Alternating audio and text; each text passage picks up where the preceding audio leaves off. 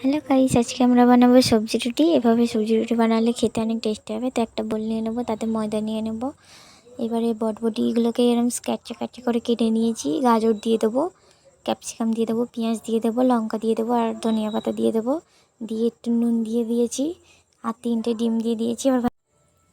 এবারে মশলাগুলো দিয়ে দেবো। প্রথমে ম্যাগির মশলা দিয়ে দিয়েছি, কাশ্মীরি লঙ্কার গুঁড়ো দিয়ে দিয়েছি আর শাহি গরম মশলা দিয়ে দিয়েছি। এবার ভালো করে ফেটিয়ে নেব, জল দিয়ে অল্প অল্প করে জল দিয়ে ফেটিয়ে নেব এইভাবে। দেখুন ফেটানো হয়ে গিয়েছে।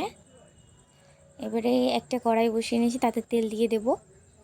তেলটা গরম হয়ে গেলে এরম ছোটো ছোটো করে দিয়ে দিয়েছি, দিয়ে ভালো করে ভেজে নেব। হালকা আঁচে ভেজে নেব যাতে সবজিগুলো সিদ্ধ হয়ে যায়। ভাজা হয়ে গিয়েছে, ঠিক এইভাবেই পরেরটাও ভেজে নেব।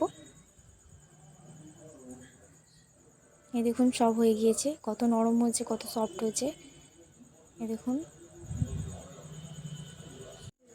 তো ভিডিওটা যদি ভালো লাগে তো লাইক কমেন্ট শেয়ার করে যাবেন, আর দেখা হবে নেক্সট ভিডিও।